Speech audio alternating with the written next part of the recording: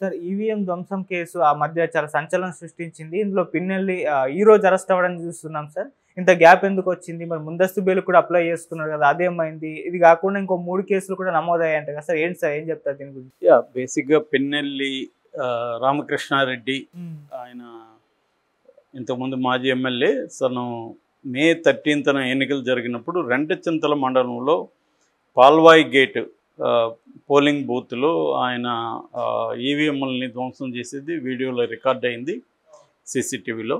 అయితే అప్పుడు ఎవరు పట్టించుకోలేదు. దాని మీద కేసు పెట్టారని చెప్తున్నారు కానీ అప్పుడు ఎవరు పట్టించుకోలేదు. దాని తర్వాత లోకేష్ ఈ వీడియోని బయటపెట్టాడు. సో లోకేష్ దగ్గరికి ఎలా ఈ వీడియో వెళ్ళింది అనేది ఇప్పటికి కూడా తేలలేదు. ఏదేమైనప్పటికీ లోకేష్ బయట పెట్టేసరికి ఒక్కసారిగా అది వైరల్ అయిపోయింది విపరీతంగా. సో దాంతో అందరూ కూడా షాక్ అయ్యారు. ఒక ప్రజాప్రతినిధిగా ఉండి ఈవీఎంని ఇలా ధ్వంసం చేయడం. దానికి వాళ్ళు ఇచ్చిన ఎక్స్ప్లెనేషన్ ఏమంటే అక్కడ కంప్లీట్గా రిగ్గింగ్ జరిగింది. తెలుగుదేశం వాళ్ళు ఈవెన్ వైసీపీ పోలింగ్ ఏజెంట్ని కూడా తరిమేసి రిగ్గింగ్ చేసుకున్నారు. ఆ రిగ్గింగ్ని అక్కడున్న అధికారులు కానీ ఎవరు ఆపలేదు. అందుకని ఆ కోపంతో ఈయన కొట్టాడని. కారణం ఏదైనా అది కరెక్ట్ కాదు. రిగ్గింగ్ జరిగి ఉంటే కంప్లైంట్ ఇవ్వాలి. దాని మీద నిరసన వ్యక్తం చేసే పద్ధతులు వేరే ఉంటాయి. కానీ ఒక ఎమ్మెల్యేగా ఉండి ఆయన వెళ్ళి కొట్టడం అనేది చాలా దారుణమైన విషయం అనేది అందరూ చెప్పారు. ఏదేమైనా ఆయన్ని అప్పుడే అరెస్ట్ చేయాలనుకున్నారు. బట్ ఆయన ఒక మిరక్లెస్గా ఎస్కేప్ అయ్యాడు. దాని తర్వాత హైదరాబాద్లో హెవీ డ్రామా నడిచింది. పోలీసులు వెంటాడారు కానీ పట్టుకున్నా కూడా అందులో డ్రైవర్ వాళ్ళ పిఏ ఉన్నాడు తప్ప ఆయన లేరు. సో ఈ డ్రామా తర్వాత ఆయన ముందస్తు బెయిల్ కోసం అప్లై చేస్తే ఆయనకి మధ్యంతర బెయిల్ వచ్చింది. అది దాదాపు 28 వరకు ఉనింది మధ్యంతర బెయిల్. ఓకే. సో అంటే మే 28 మధ్యంతర బెయిల్ వచ్చింది. మొన్నటి వరకు ఉనింది.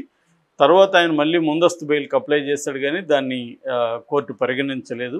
సో మధ్యస్థు బెయిల్ అయిపోయినాక ఆయన్ని ఎస్పీ అరెస్ట్ చేసి నిన్న మాచర్ల ఎస్పీ ఆఫీసులో నర్సరావుపేట ఎస్పీ ఆఫీసులో పెట్టుకున్నారు. దాదాపు 2 గంటల పాటు ఆయన్ని ఈ విజువల్స్ అవన్నీ చూపి విచారించారు.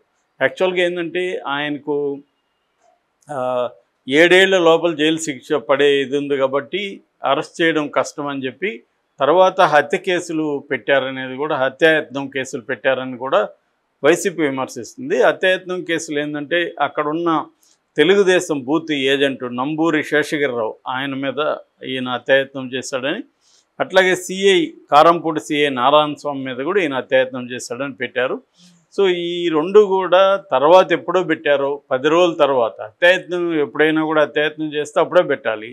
సో 10 రోజుల తర్వాత ఎందుకు పెట్టారంటే కేవలం ఆయన మీద 8 ఏళ్ళ కంటే ఎక్కువ శిక్ష పడే సెక్షన్లు ఉంటే బెయిల్ రాకుండా చూసుకోవచ్చు అని పెట్టారనేది ఒక ఆరోపణ.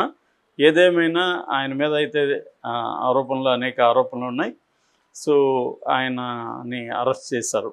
చేసి నెల్లూరు సెంట్రల్ జైలుకి తరలించారు. ఈరోజు మార్నింగ్ 8:50కి ఆయన్ను జైల్లోకి తీసుకెళ్లారు. సో 14 రోజుల రిమాండ్ పీరియడ్. నిన్న మాచర్ల మ్యాజిస్ట్రేట్ కోర్టు ఆయన 14 రోజులు ఇచ్చింది. నిన్న కూడా తమ తరపున కూడా అడ్వకేట్స్ గట్టిగానే వాదించారు కానీ ఆ వాదనలోకి కన్విన్స్ అవ్వలేదు.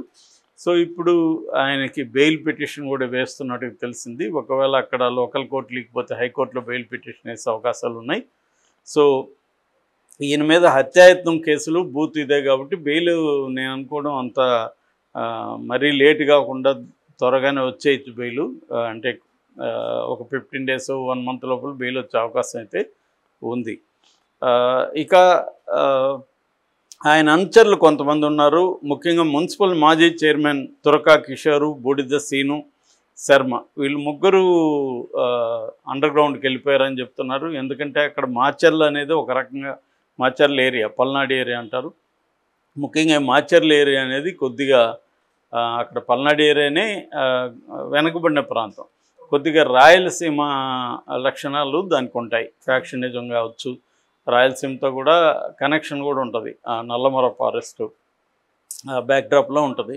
సో ఒకప్పుడు నక్సలైట్ మూవ్మెంట్ కూడా ఆడ ఉండేది. ఎప్పుడైనా నక్సలైట్ మూవ్మెంట్ జనరల్గా ఎక్కడ ఉంటుందంటే వెనుకబడిన ప్రాంతాల్లో నక్సలైట్ కావచ్చు, మావోయిస్ట్ మూవ్మెంట్ జనరల్గా ఆ ప్రాంతాల్లో ఉంటుంది. అభివృద్ధి చెందిన ప్రాంతాల్లో చాలా తక్కువ ఉంటుంది. సో అలాగా ఈ ప్రాంతం వెనకబడిన ప్రాంతాల్లో ఏంటంటే వైలెన్స్ కూడా అదే స్థాయిలో ఉంటుంది. అంటే వాళ్ళ సమస్యల్ని, కాన్ఫ్లిక్ట్ రెజల్యూషన్స్ని వేరే పద్ధతులు, అంటే కూర్చొని మాట్లాడుకోవడము, పంచాయతీ పెద్దవాళ్ళ దగ్గరికి తీసుకెళ్ళడము, ఇవి కాకుండా వైలెంట్గా రియాక్ట్ అవ్వడం అనేది ఎక్కువగా ఈ వెనకబడిన ప్రాంతాల లక్షణాల్లో అదొకటి. సో మనకి రాయలసీమలో కూడా అది కనిపిస్తుంది. అది ఇప్పుడు రాయలసీమలో కూడా పొలిటికల్ క్యారెక్టర్ తీసుకునింది ఫ్యాక్షన్కి. దాని తర్వాత ఆ ఫ్యాక్షనిజం అనేది బాగా తగ్గింది. ఇప్పటికీ కొన్ని ఏరియాలో ఉంది. నిన్న మొన్న కూడా చూసాం మనం.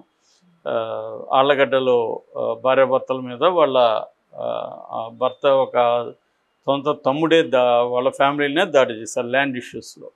సో అంటే ఇక్కడ ఏంటంటే కోర్టులు కూడా సత్వరం ఇట్లాంటి పరిష్కారం 30 ఏళ్ళుగా ల్యాండ్ ఇష్యూ పెండింగ్లో ఉంది. మన దేశంలో ఏంటంటే ప్రాబ్లం ఈ వైలెన్స్కి ఒక రకంగా న్యాయ వ్యవస్థ కూడా కారణం. న్యాయ వ్యవస్థ అంటే పర్టికులర్గా జడ్జిలు కాదు, ఈ కేసుల్ని సత్వరం పరిష్కరించే మెకానిజమ్స్ని మనం ఇంకా డెవలప్ చేయలేదు. సో దానివల్ల 5 కోట్ల కేసులు పెండింగ్లో ఉన్నాయి. ఈ కేసులు ఎప్పుడైతే పెండింగ్లో ఉంటాయో అవి పరిష్కారం కావు కాబట్టి వైలెంట్ దీంట్లో పరిష్కారం చేసుకుంటారు. మరి ఇప్పుడైతే ఎవరికి కూడా ఓపిక లేదు. 10 ఏళ్ల తర్వాత నాకు 10 కోట్లు వస్తుందని, ఇప్పుడైతే 1 కోటి వస్తుందంటే ఇప్పుడు 1 కోటి ఇచ్చారా బాబు నేను అనుభవిస్తానన్న పద్ధతిలో జనం ఉన్నారు. 10 ఏళ్ళు ఎవడు వెయిట్ చేస్తాడని. సో ఎందుకంటే అంత కన్జ్యూమరిజం మనకు పెరిగిపోయింది, ఖర్చు పెట్టే పరిస్థితి విపరీతంగా ఉంది ఇక్కడ. సో అందువల్ల ఈ మధ్య కాలంలో ఇటువంటి కేసులు బాగా పెరుగుతున్నాయి. ఇక్కడ మాచర్లలో ఏంటంటే ముందు నుంచి కూడా తెలుగుదేశం వైసీపీ మధ్య స్ట్రాంగ్గా గొడవలు జరుగుతున్నాయి. ఎవరిని మనం తక్కువ అంచనా వేయలేం. ఎవరు అధికారంలో ఉంటే వాళ్ళది డామినేషన్ జరుగుతుంటుంది. మొన్నటి వరకు వైసీపీ అధికారంలో ఉంది కాబట్టి వాళ్ళ డామినేషన్ సహజంగానే జరిగింది. దాన్ని అడ్డుకునే దానికి తెలుగుదేశం కూడా గట్టిగానే ప్రయత్నించడం వల్ల అటాక్స్ జరగడం, బయట నుంచి తెలుగుదేశం వాళ్ళు అక్కడికి వెళ్ళి అక్కడ ఇష్యూస్లో జోక్యం చేసుకోవడం, ఇవన్నీ చూసాం మనం. కోర్టు కూడా పెన్నెళ్ళి తర్వాత కూడా కోర్టు, ఎలక్షన్ కమిషన్ వీళ్ళంతా కూడా ఆపారు అక్కడికి వెళ్ళొద్దని. ఎందుకంటే బయట వాళ్ళు వెళ్ళి ఏం చేస్తారంటే రెచ్చగొట్టి వచ్చేస్తారు, లోకల్స్ వాళ్ళు ఇదవుతాయి. అట్లాగే అక్కడ మనం చూసాము ఈ బాంబులు, పెట్రోల్ బాంబులు ఇవన్నీ కూడా దొరికాయి బాగా. అంటే కొంతవరకు రాయలసీమ కల్చర్ ఉంటుంది. ఈ పెట్రోల్ బాంబులు కావచ్చు, మామూలు పొగ బాంబులు ఇవన్నీ కూడా ఏంటంటే హోమ్ మేడ్ లాగా ఉంటుంది. ఎక్కడికక్కడ వాళ్ళే తయారు చేసుకొని మేడ మీద ఎక్కడో దాచిపెట్టుకోవడం, గొడవలు జరుగుతుంటే అటాక్ చేయడం, ఇవన్నీ కామన్ అన్నమాట. సో ఇతన్ని అరెస్ట్ చేయడం అయితే ఇతను మనకి విజువల్లో ఉంది కాబట్టి అరెస్ట్ చేయడం అనేది కరెక్టే, ఆ విషయంలో తప్పేం లేదు. బట్ గురిజాల ఎమ్మెల్యే కాసు మహేశ్వర్ రెడ్డి నిన్న మీడియాతో మాట్లాడుతూ 2 రోజుల ముందు మనం ఏమేమి తప్పులు చేసాం, వైసీపీలో ఏమేమి తప్పులు జరిగాయి, ఇవన్నీ బయటకు వచ్చాయి. సో అందువల్ల ఇప్పుడు వైసీపీలోనే ఒక గందరగోళం మాచర్ల ఏరియాలో నెలకొందని చెప్పచ్చు. అంటే ఒక పక్క వీళ్ళందరూ ఏమో గతంలో తెలుగుదేశం మీద దాడులు చేయించడం కావచ్చు, దౌర్జన్యాలు చేయడం, ఇవన్నీ యాక్టివ్గా పార్టిసిపేట్ చేశారు. ఇప్పుడేమో నాయకులు ఎవరు వీళ్ళకి అందుబాటులో లేరు. మహేష్ రెడ్డి లాంటి వాళ్ళేమో మనం తప్పులు జరిగాయని చెప్తున్నారు. మొన్నటి వరకు పదవులు అనుభవించి ఇప్పుడు తప్పులు జరిగాయని పక్కకు తోలుకుంటే వీళ్ళేమవ్వాలి? మామూలుగా నేను కూడా ప్రత్యక్షంగా చూశాను. నక్సలైట్ మూమెంట్లో కూడా నాయకులు వెళ్ళిపోయి సరెండర్ అయిపోయి మంచిగా సెటిల్ అవుతారు. కానీ కేడర్ పనిచేసి ఉంటారు కదా కింది స్థాయిలో, వాళ్ళేమో వాళ్ళకి ఎనిమిస్ ఉంటారు. సో గవర్నమెంట్ కూడా వీళ్ళకేమేదో నాయకులకి ఇస్తుంది, సరెండర్ అయిన నాయకులు. వీళ్ళేమో బాధితులుగా వీళ్ళు అటాక్స్కి గురి కావడం, రివర్స్లో వీళ్ళ మీద దాడులు, ఇవన్నీ జరుగుతుంటాయి. సేమ్ ఇక్కడ కూడా అంతే. పొలిటికల్ పార్టీల్లో కూడా ప్రాబ్లం ఏంటంటే నాయకులేమో అవతల పోయి చేరిపోతారు, ఆ పార్టీలో చేరిపోతారు, ఇవన్నీ బాగానే ఉంటాయి. వాళ్ళకి కింది స్థాయిలో వీళ్ళు కొట్టుకొని ఉంటారు కదా, వీళ్ళని ఆ కక్ష అనేది పోదు. సో వీళ్ళు మళ్ళీ దాడులు చేయడం ఇది ఉంటుంది. ఎందుకంటే వీళ్ళు ఒక్కొక్కసారి ఏదో ఒక పక్షంలో ఉండి పోరాడకపోతే వాళ్ళ లైవ్లీహుడ్ అనేది ఉండదు.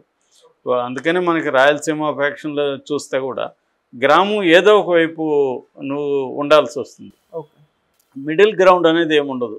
ఉంటే తెలుగుదేశం లేదా వైసీపీ అలాగా ఉండాల్సి వస్తుంది. ఒకప్పుడు కాంగ్రెస్, తెలుగుదేశం ఉండేవి. అలాగా నువ్వు ఏదో ఒక ఫ్యాక్షన్లో ఉండకపోతే మనుగడ లేదు.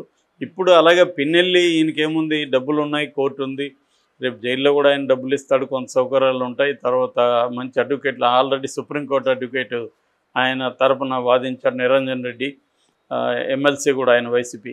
సో అలాగా పెట్టుకోగలడు ఆయన. కానీ ఇప్పుడు ఈ కేడర్ చాలా భయపడుతున్నారు. పల్నాడులో వైసీపీ కేడర్ చాలామంది ఊర్లో వదిలి పారిపోయారు. వాళ్ళ లైవ్స్ అనేవి చాలా అతలాకుతలం అవుతున్నాయి.